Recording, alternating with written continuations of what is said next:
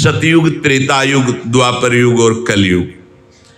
इन चारों युगों की ओर देखा जाए तो धर्म का ह्रास क्रमशः होता है।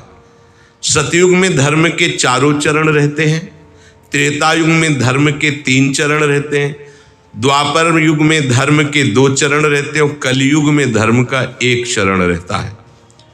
जब युग की मर्यादा से अधिक धर्म का ह्रास होता है, अभी नहीं है, पीछे के युगों से उनमें तो 3 चरण, 2 चरण, 4 चरण, वहां भी ऐसा पाया गया। तो इसके तो जब बहुत भ्रष्टाचारा सब संसारा और धर्म सुने नहीं काना, कान से भी नहीं सुनाई देगा धर्म किसे कहते हैं। धीरे धीरे बढ़ रहा है, धीरे धीरे धीरे। अभी तो घुटनों के बल भी चलना नहीं आया कलयुग को। बच्चा है एकदम, 4,32,000 में भी 5-6 हजार। अभी तो आने दो, थोड़ा खड़े होने दो उसको अपने, और जब जवानी में आएगा ये भ्रष्टाचारा सब संसारा, धर्म सुने नहीं काना। धर्म की जब इस तरह से हानि होती, कहीं भी कोई नाम कीर्तन नहीं कर सकता होगा। जैसे आप वर्णाश्रम धर्म की व्याख्या नहीं कर सकते, अब आगे ये ऐसा आएगा कि आप राम कृष्ण नहीं बोल सकते, गीता भागवत आप उपदेश नहीं कर सकते, नहीं आएगा समझ। जैसे 30-35 वर्ष पहले कोई कहता कि वर्णाश्रम धर्म की चर्चा नहीं कर सकते, तो कैसी बात करते हो, ये तो भगवान की बनाई हुई मर्यादा है। चातुर्वर्णम मया सृष्टा गुण कर्म विभागसा, नहीं कर सकते। क्यों? युग धर्म का प्रभाव। सबको राजी होना पड़ेगा, वैसे ही राजी होना पड़ेगा। अभी उच्च कोटि का जैसे कह दे कि भगवान का अवतार, अब तो अधर्म फैल रहा है। नहीं, हम खुला कीर्तन कर रहे हैं, अभी नाच नाच के पूरे वृंदावन में कीर्तन करो, कौन रोकने वाला है।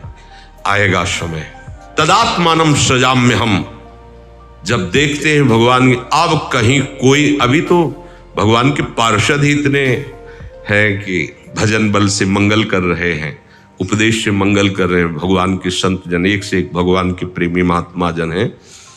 जब ऐसी बात रह जाएगी कि कोई भी धर्म की चर्चा करने के लिए, देखो बदलता चला जा रहा है।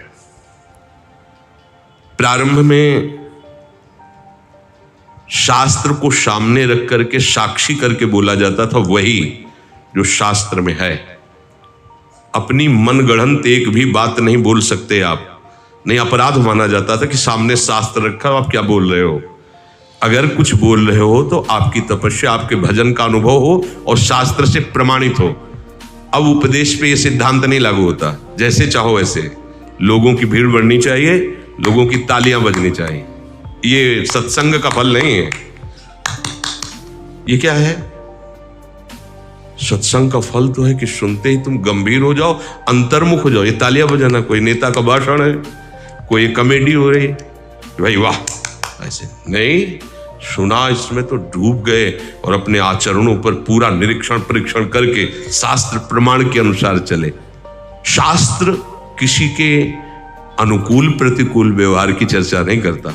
शास्त्र धीरे से समतुलता में लाके भगवत स्वरूप में स्थित करने की बात करता है।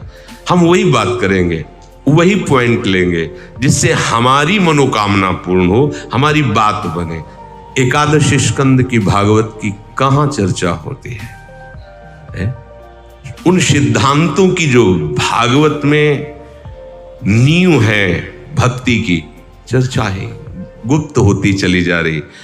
अपनी स्वयं रुचि नहीं रह गई कि शास्त्र स्वाध्याय करें, इतनी पकड़ बुद्धि में नहीं है, सुनने को वो बातें मिलती नहीं है। और जो अनुभवी महात्मा हैं वो धीरे धीरे उदासीन होते जा रहे हैं कि सब मनमानी आचरण कर रहे हैं, किसको उपदेश करें, क्या करें। इसलिए स्वयं भजन करके प्रभु में तन्मय हो जाओ, वो उदासीनता की तरफ बढ़ रहे। धीरे धीरे कलिकाल का प्रभाव बढ़ेगा, वो सूत्र बोले जाएंगे जिससे हमारी बात बने। भाई दान से ऐसा वैसा, क्योंकि हमारी बात उसी से बननी है भाई ऐसा। लेकिन उसका राग छोड़ करके प्रभु के अनुराग में वो सब धीरे धीरे भजन शैलियां, धीरे धीरे शास्त्र सिद्धांत गुप्त होते चले जाएंगे। देखो कलयुग ने उनकी बुद्धि में भी भ्रम पैदा कर दिया। एक महात्मा समीक ऋषि समाधि में है और ये जाके मरा हुआ सर्प ऐसे डाल दे, ये अभद्र व्यवहार। संतों के साथ ऐसा नहीं, अभद्र व्यवहार है। पर बुद्धि कलयुग जब ऐसे महापुरुष की बदल सकता है तो अपने लोग तो मच्छर हैं, उनके सामने क्या है। वो तो भगवान के निज जन है, भगवान के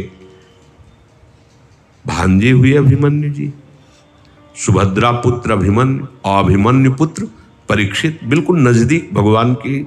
और वैसे भी भगवान के महान भागवत पांडव वंश में प्रकट हुए, भगवान ने गर्भस्थ शिशु की रक्षा की, भगवान ने ही जीवन दान दिया।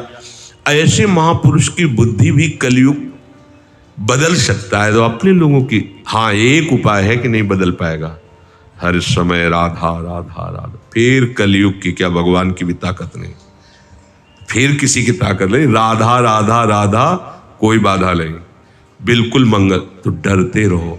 जैसे हमें पता हो कि इस गली से जाएंगे तो लुटेरे मिलेंगे, मार डालेंगे, छीन लेंगे। अच्छा ये बोलोगे तो वो नहीं मारेंगे, तो फिर आप वही बोलते चले जाओगे। संसार बहुत बड़े लुटेरों से भरा हुआ, काम क्रोध लोभ मोह मद मत्सर पग पग पर। अगर राधा राधा बोलोगे तो कोई बाधा नहीं रहेगी, बस इसे पकड़े रहना, उठते बैठते चलते फिरते राधा राधा राधा राधा। अगर भगवद स्मरण चल रहा है, यश स्मरण मात्रेण जन्म संसार बंधनात् विमुच्यते नमस्तस्मै विष्णुवे प्रभु विष्णुवे। भगवान का स्मरण चल रहा है तो कभी भी कोई भी हमें हमारे मार्ग से भ्रमित नहीं कर सकता। स्मरण छूटा हानि हो गई, इसलिए नाम जप करते रहो। ऐसे लोगों के पास बैठो मत जो आपका भजन छुड़वा दें, प्रपंच की बातें करें, निंदा स्तुति करें। यहाँ न कोई निंदा का पात्र है, न कोई स्तुति का पात्र है। बात समझ लीजिए, यहाँ एक भगवान का ही खेल चल रहा है। कहीं त्रिगुणात्मिका माया के द्वारा ग्रसित बुद्धि से सब खेल हो रहे हैं, तो कहीं त्रिगुणातीत भाव में। अब अपने काहे को किसी की निंदा स्तुति करे। अरे भगवान का बगीचा है, कहीं बम्बूल का पेड़, कहीं आम का पेड़ है, तुम्हें जिसके नीचे बैठना छाया में बैठ जाओ, निंदा स्तुति काहे कर रहे हो। वो तो भगवान का ही तो बगीचा है संसार।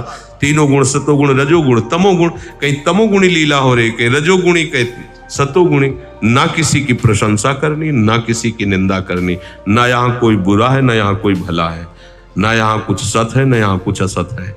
सच्ची बात समझो, एकमात्र वासुदेव, एकमात्र प्रभु है। ये सत्य अपने लक्ष्य में रखो। किसी की निंदा स्तुति न सुनो, न करो, ये बड़ी हानि की बात है।